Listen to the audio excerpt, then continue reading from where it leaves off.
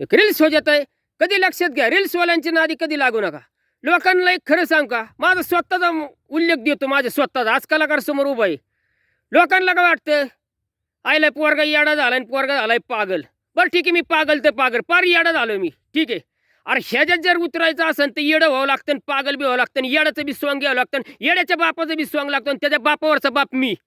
लक्षात कधी घ्या, रील्सवाल्यांच्या जर नादी लागायचं जर असन तर तुमचे हजारो लोक असू द्या, मी एकटा का फरे बोलाय. लक्षात कधी घ्या, उद्या जरी मंत्र्याच्या जर गेलो, लक्षात घ्या, मी समक्ष तुमच्या लाखो लोकांच्यात बोलन, मी लाजत नाहीये. मला लोकांनी लय हसू केलं, इतकं हसू केलं ना, रोज वैताग देतात. खरं सांगतो, रेड कंडिक्शन सांगतो मी, खरी कंडिक्शन. इतकी सनिताप दिलाय लोकांनी मला, लय दिलाय लय. नावं ठुटू जाम केली, यार रील्स काढतंय, पोरगे येडं झाले. बरं ठीक आहे, येडा त्या, मी गरीब आहे. लक्षात घ्या, मी गरीब आहे, मला काही फरक पडत नाही. तुम्ही कोट्यानी पैसे छापा, करोडून छापा, जमिनी का काही करा, उलटार करा. किती दिवस आईश करता? 5 वर्ष आईश करतो, 4 वर्ष आईश करू द्या.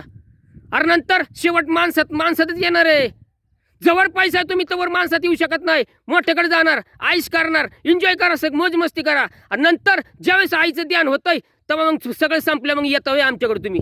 हा, लक्षात घ्या, कलाकारांना लोकांनी किती नाव ठेवू द्या, भारतामध्ये बॉलिवूडमधले असू द्या, साऊथ इंडियन पिक्चरमधले असू द्या, कुठलीही असू द्या, मी सगळ्यांचे रील्स काढतो. एक मिनिटात दोन लोकांना वाटतं हसा येतं, मजा येते, असू द्या.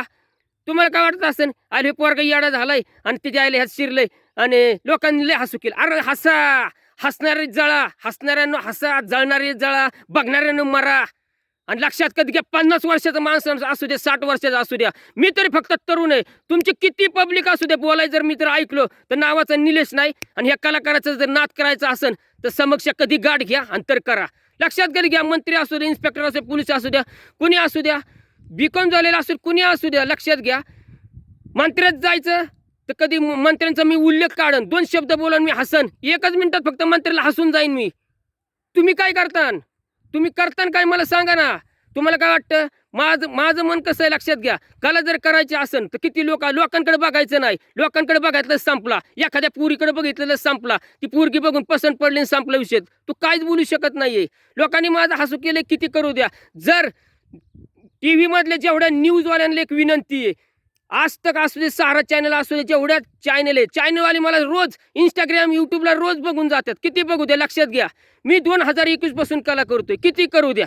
लक्षात किती करू द्या. पण जर तुम्हाला जर ह्या कलाकारची दया असन तर फक्त एकच जाहिरात द्या, बस. मला बाकी काही नको.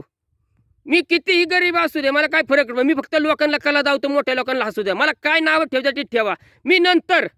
मी आत्ताच माणसात बसत नाही, बसतो माणसात. लक्षात कधी घ्या, मला फक्त बोलणं लागतं आणि हसवणारे लागतात. निंदा करणारे, जळणारे अजिबात मी इचरत नाही, मी जवळ करत नाही. आज लक्षात कधी घ्या. आणि मला फक्त चांगली सभ्य पोरं पाहिजे. पेताडी खतडे असेल तर मी जवळ उभा करत नाही. मला सुपारीचं येसन नाही. पटलं तर बोला, नाही तर विषय सुटला. नमस्ते घाला, 2 शब्द चांगलं बोला, ठीक. जेवण कर, चहा पे आणि राम राम घाल. बोलायचं असेल कुणाला तर हे कलाकाराला बोला तोंडाव. मागं किती हजारो बुकते, त्याला कोणी इचरत नाहीये. लक्षात घ्या, लेडीज कलाकार असू द्या, जेंट्स असू द्या.